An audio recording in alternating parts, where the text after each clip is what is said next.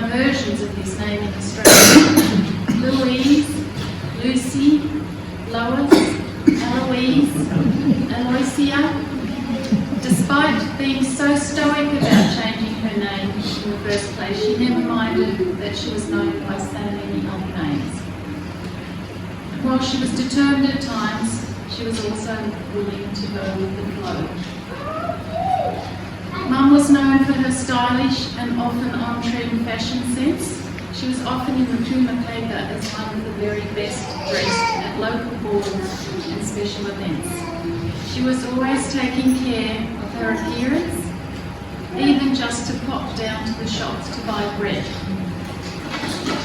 Mum was always ready for a party, and if she was the organiser, she would always ensure that everyone had enough food and drink. There was always a good amount of schnapps in the mix. Mum loved to tipple, sometimes getting the better of her, but her spirit was always lively. In particular, Mum enjoyed to cook for the whole family, and she always made sure that there was an abundance of food for everyone, even if there weren't any leftovers. In her opinion, she hadn't cooked enough, and whoever was at the table would be met with, "Eat, there's food." In this way, she showed her abundant generosity and hospitality. Mum was a brilliant gardener, and she had an amazing display of florals, and spent hours in the garden all seasons dedicated to weeding and watering. And clearly all this was inherited from her mother. At some point in her 80s, she became a part of the card ladies. Each Monday, a group of German ladies would get together and play cards at each other's homes, including intermission cake, coffee, and a glass of wine. And these ladies became some of her closest friends in her last years. And she was known to be, according to herself, an excellent card player.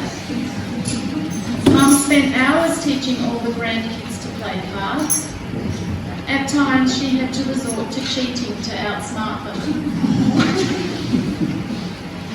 Mum was not patient, but somehow she managed to teach us all how to knit, crochet, sew and cook. Some learned better than others. Importantly, she taught life skills to the grandkids, like how to throw a penknife and how to deal with the resulting cut hands and lots of tears.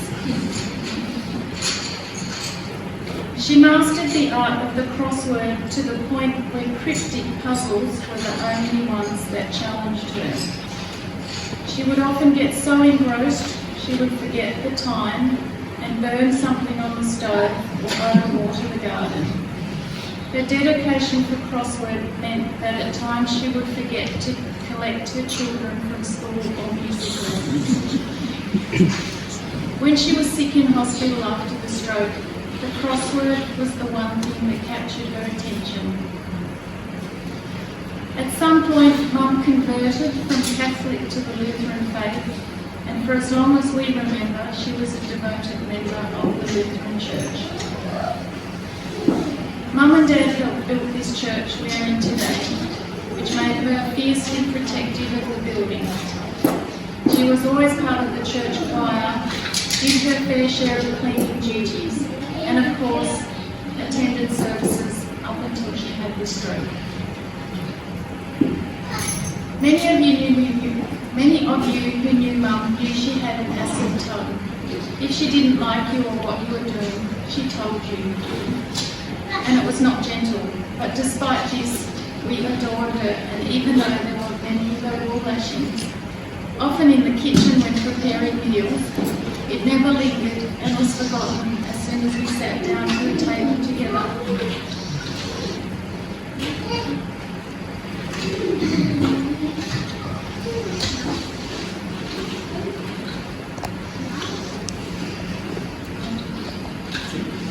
Her generosity, confidence, passion, stoicism, determination, fiery energy,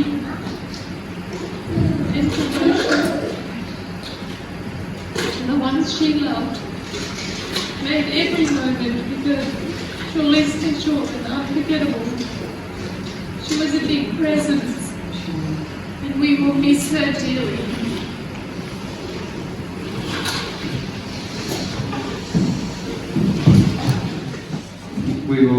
I'll continue on after Mum and Mother. I also do want to also express on behalf of our family, our thoughts and definitely our love go out to Yaz and Hash. I think that's one thing that many of us have been thinking about a lot, and we miss you guys, and can't wait to hold you both. But knowing that you're here with us, definitely not only. Ortner. If I was to think of one word to describe Ortner, many come to mind.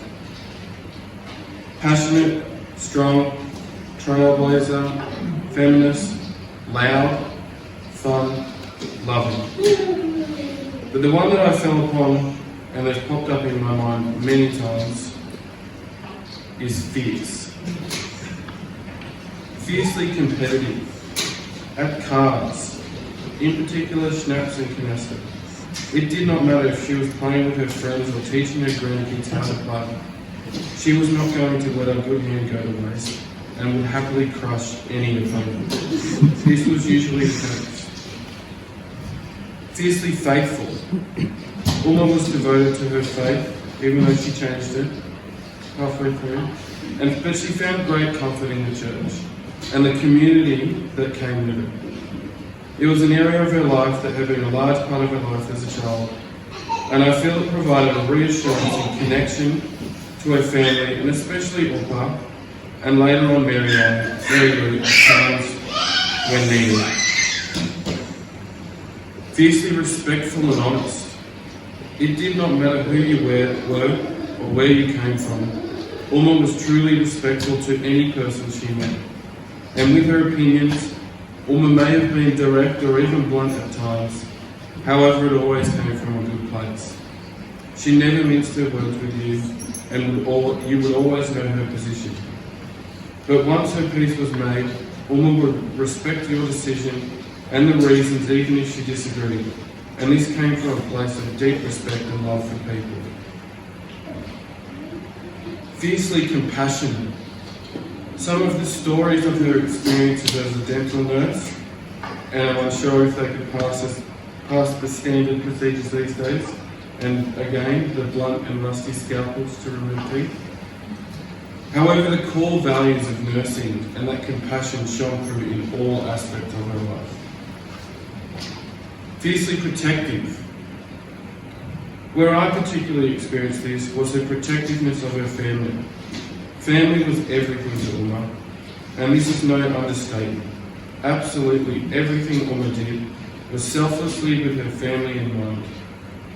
I am sure that all of her family have experienced multiple times where Ortner acted in ways to ensure we were looked after and protected in various stages through our lives.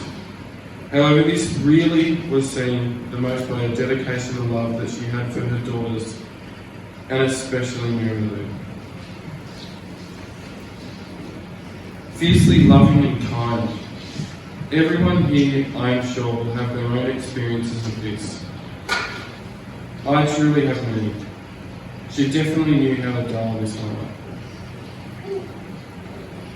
So this fierceness Ortner had, and her ability to always have 100% focus in what she did, has had such a positive impact on me, that I'm truly lucky to have spent 35 years with my special Ortner. The many years of school holidays with my brothers and cousins in Coonamble, with Ortner as such a strong role model, this only really becomes clear as the years have gone by. I am so grateful to have these years of Ortner, and the influence and passion on my life is second to no other individual. I love you all.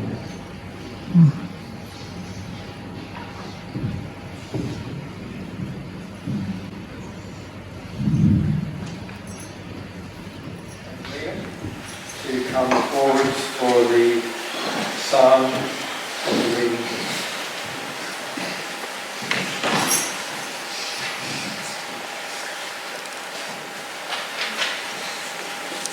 this mountain, the Lord Almighty will prepare a feast of rich food for all peoples, a banquet of aged wine, the best of meats and the finest of wines.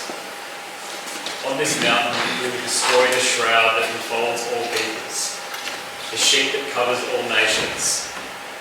He will swallow up death forever.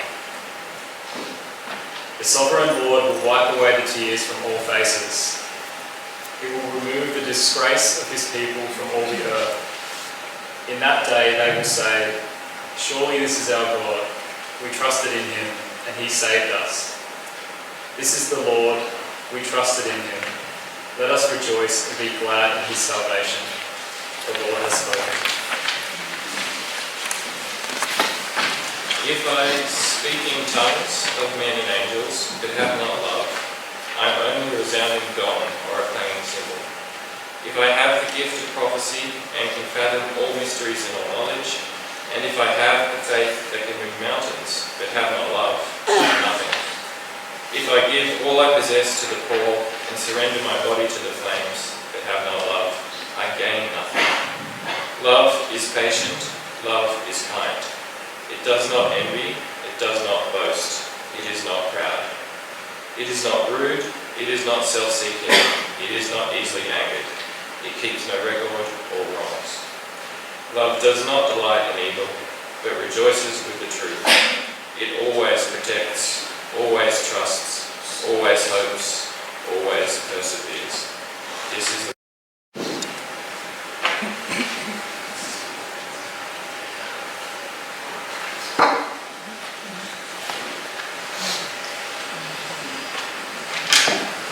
Margot, Karen, and family. I won't go through all the names. Your mum, grandmother, great-grandmother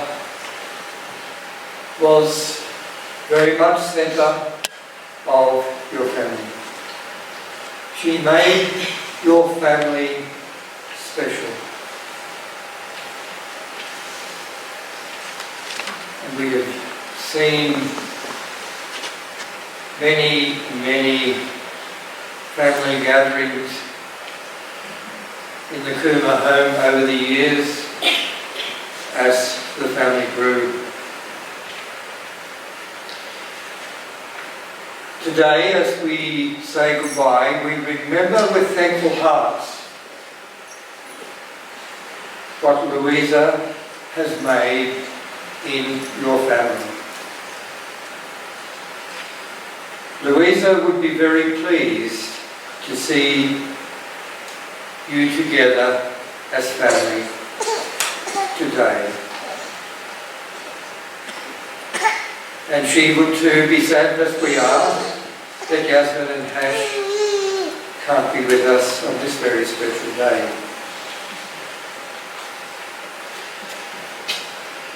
Louisa, together with her late husband Reinhold, were refugees.